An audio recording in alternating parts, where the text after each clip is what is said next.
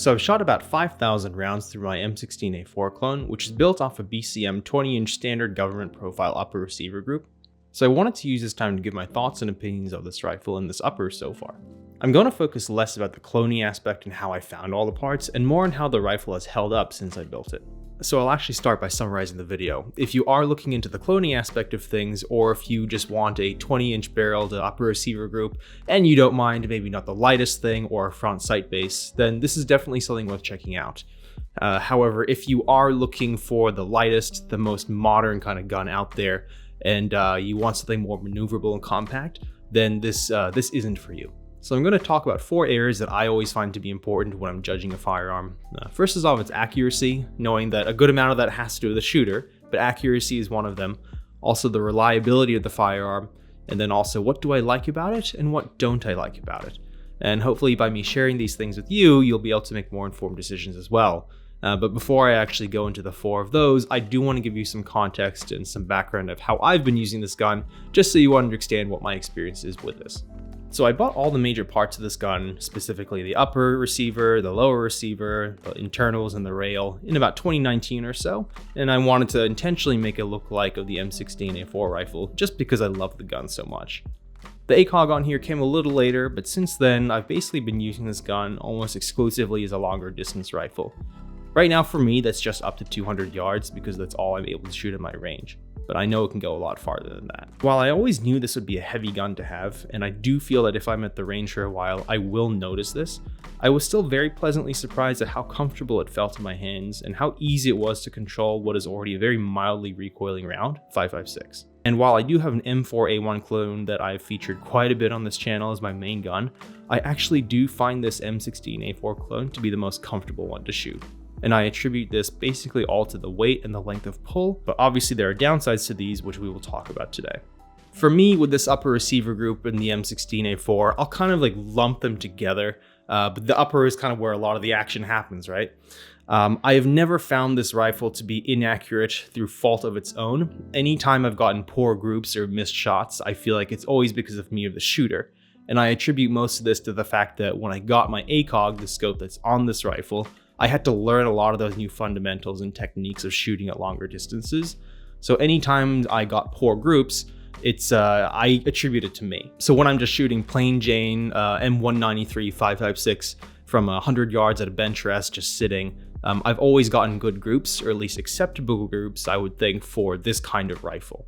You know, we're not going for like precision or like a sniper rifle. We're going for acceptable military accuracy, as you will. So I would probably say right around 2 MOA or so, which I think is perfectly acceptable for a rifle which is not built purely for precision, only acceptable accuracy, if you will. So also keep in mind that the video I'm showing now is really just B-roll, so you don't have to watch me talk so much. So if you do want to actually see my groups with the ammo I mentioned and match ammo, check out this video, which I'll link here at about the 1 minute 50 second mark.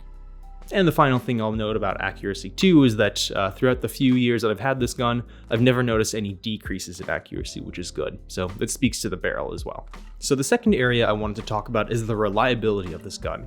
And fortunately, there really actually isn't that much to say here, and that's a good thing. You want it, you know, we've all heard boringly reliable. And I would definitely say that this upper receiver or this build is definitely fits the bill there. Again, keep in mind, I don't exactly drag my rifle through the mud and I don't smash it on the ground or do anything like torture testing.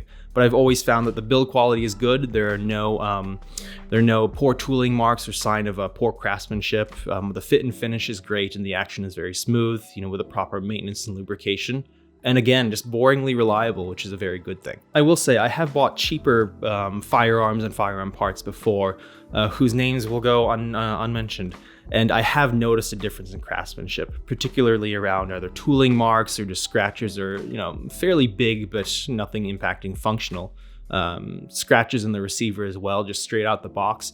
And fortunately for this upper receiver or any of the other parts I've had, I've never noticed that at all, which is a good thing. So it does speak to the quality control as well. Overall, I would say that this gun, and particularly the upper receiver, is a good example of dependable run-of-the-mill production parts where it's clear that quality control is a priority.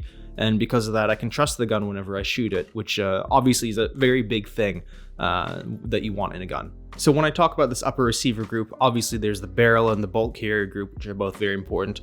I'll talk about the barrel soon in a minute, but for the bolt carrier group, I have a Toolcraft BCG in here. I previously had a Palmetto State Armory one in here for the first 2,000 of the 5,000 rounds, and I had to switch that out because brass was fine, but it just would constantly fail to extract reliably any steel-cased ammo, so it had to go.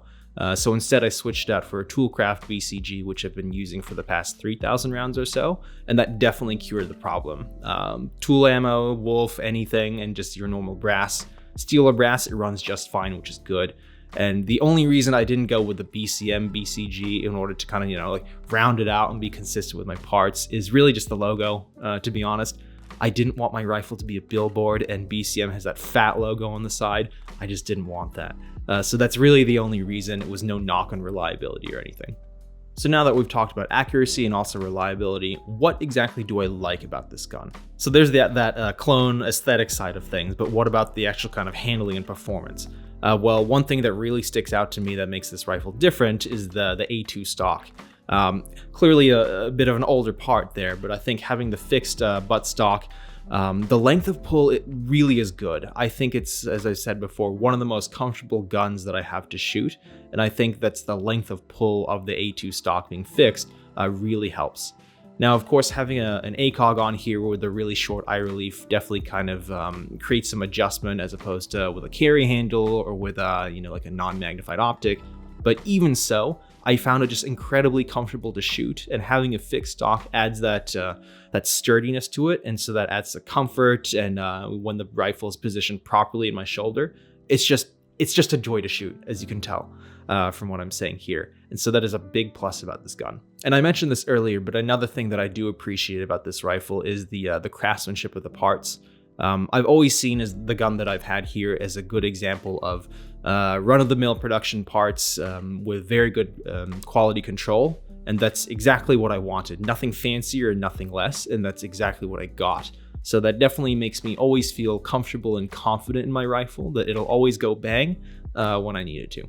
The last thing I'll add into the column of what I like, and this may come as a surprise, is actually the weight of the gun. Now, there are obvious disadvantages, and so this will spill over or transition quite nicely to the cons, but the weight of the gun actually helps a lot when it comes to controlling recoil. 5.56 as a caliber already is pretty mild, and it's that intermediate cartridge, right? But if you pair that with a heavier gun with a 20-inch barrel, this M16A4 clone is optimized science for the 5.56 round for velocity, but also just because there's so much more gun, it makes it very pleasant to shoot, and it's easier to maintain recoil, control over the recoil. So with all these positives of the rifle out of the way, I am still going to continue with weight. And so I just mentioned that it handles well because the gun's heavy, but also when you look at the weight here, if you spend any prolonged period of time at the range with this, especially if you don't have a sling, you will notice the weight of this rifle pretty quickly. It should also come as no surprise that there are much lighter, more modern guns out there with shorter barrels, lighter but still sturdy rails as well. So if you went for this upper receiver group or this clone, you are definitely not choosing the most efficient or modern gun. But I think everyone tends to know that when they make this kind of weapon. I think you just have to be conscious that if you're getting that 20-inch barrel, hopefully you realize that you are making trade-offs. It's not really binary that weight is good, weight is bad, or anything, or the barrel length is good or bad. There are always trade-offs on a spectrum.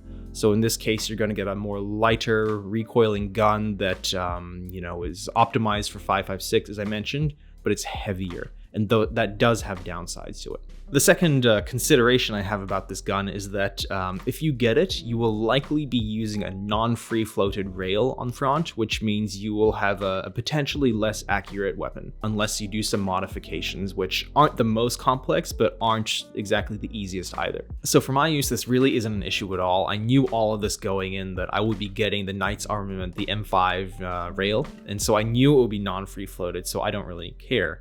But if accuracy and then having like a low profile gas block for maximum rail space are your priorities, then this wouldn't be the rifle for you. Instead, what I'd do is that if you're really dead set on having a 20-inch barrel, I would actually just buy the barrel itself and, assemble with all the rest of the pieces you need instead. Otherwise, you have to buy this, you have to take out the front sight base, take out the handguard cap, and again, it's just more work that you have to do to something you already paid for to be completely assembled. So another thing I'll mention too is that the length of this this gun could be a con if you want to use this for home defense. So a 20-inch barrel is great for performance for 5.56, but it is hardly the most maneuverable gun out there. This is a full-length rifle, and so if you are looking for something like home defense or just closer quarters, you would be much better off, in my opinion, with like a 16-inch carbine, or maybe even a 10.5 carbine as well if you can do it. That'll just be much lighter, more compact, and it's still just as capable as well. So keep in mind that this is a very long gun by today's standards. So overall, would I recommend this rifle or this upper receiver group? If you don't mind the extra weight, potentially a non-free floated rail, and if you want a 20-inch barrel and you want to clone, then absolutely I would. I find this to be a dream to shoot, which is no surprise at all. Now, if you are trying to prioritize getting the most modern gun, the lightest, the most maneuverable, and you want some of the newer features, then no, this is not for you. Keep in mind that the M16A4, I feel so unpatriotic saying this, is not the newest gun, and there are newer things out there which are probably more suited for the average Joe. But it's just something to keep in mind. Just do your research before you buy. It's not a knock at all. I don't think any of these are really cons because I knew what I was getting into, but I understand why people wouldn't choose this build or choose this upper receiver group. But for me personally, as I mentioned a billion times already, I feel like most of this video is just me gushing. I love shooting this gun, and I plan to keep going shooting this all the time. So I would 100%, if you can do it, clone it. You won't regret it. Let me know if there's anything else that I didn't talk about that you want me to discuss. How big or how small, happy to do it. I will be doing these kinds of videos for my M4A1. I hit 10K rounds, so it's time to do a review on that, check-in review. TSUS 1911, I've talked about a bit. Time to do like an initial 1,000 round review. The Glock 17, I think we all know how that's going to go. It's going to be fine, but I'll do one on that too. So if you're interested, feel free to check out the channel. Stick around. I'll catch you guys in the next one.